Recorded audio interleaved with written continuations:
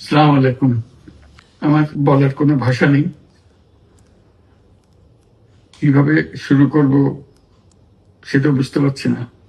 আমার মতো সারা দেশের লোক আজকে হতবাক। এরকম একটা কাণ্ড হতে পারে আমরা কেউ কল্পনা করিনি, কারো ধারণার মধ্যে ছিল না। কিন্তু এই অবিশ্বাস্য জিনিস আমাদেরকে হঠাৎ করে গ্রহণ করতে হয়েছে। মাইলস্টোন স্কুল অ্যান্ড কলেজের যে দুর্ঘটনা, প্রশিক্ষণ বিমান বিধ্বস্ত হয়ে এই কচি শিশুদের উপরে ঝাঁপিয়ে পড়ল, আগুনে পুড়ে মরল। মা বাপদের আমরা কি জবাব দেব?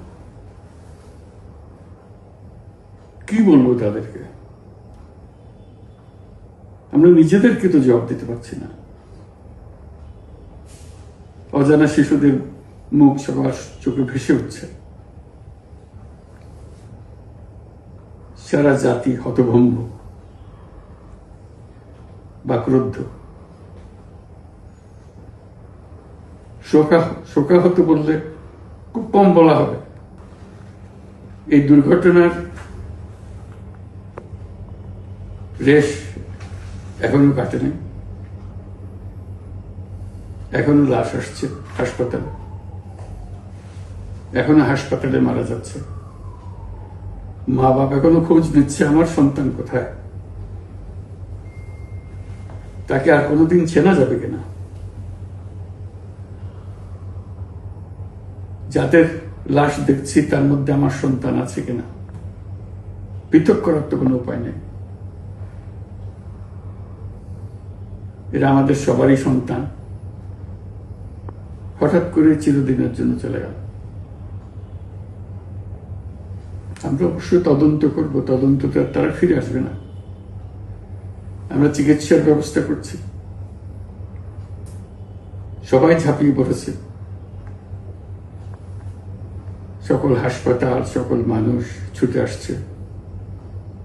আমরা সবার কাছে অনুরোধ করছি, হাসপাতালে ভিড় করবেন না, কারণ যারা আহত তাদের জন্য এটা ভালো না। তারা তাদের শরীরে রোগ প্রতিরোধের শক্তি নেই।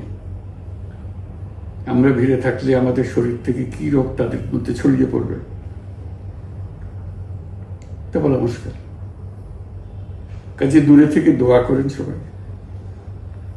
আমরা বাবা মা আত্মীয় স্বজন সবার কাছে আমাদের সহানুভূতি জানাচ্ছি। বাংলাদেশের যত সন্তান আছে সবাই আপনাদের সন্তান। আমরা নিজেদের মনকে সান্ত্বনা দেওয়ার চেষ্টা করুন। আমরা সবাই নিজেদের মনে সান্ত্বনা দিচ্ছি, কিন্তু আপনাদের সান্ত্বনা বিরাট ব্যাপার। আমরা সবাই আপনাদের সঙ্গে আছি, জাতির সমস্ত লোক আপনাদের সঙ্গে আছে। আমরা তাদের জন্য শোক দিবস ঘোষণা করেছি। আগামীকাল শোক দিবস। আমরা সবাই মিলে তাদের কথা স্মরণ করব, তাদের আত্মার শান্তি কামনা করব। আজকে থেকে সবাই তাদের আত্মার জন্য, তাদের রুহের জন্য মাগফিরাত কামনা করব। আল্লাহ আপনাদেরকে শান্তি দিন। আমাদের জাতির সবাইকে, যারা এই দুর্ঘটনায় বিধ্বস্ত,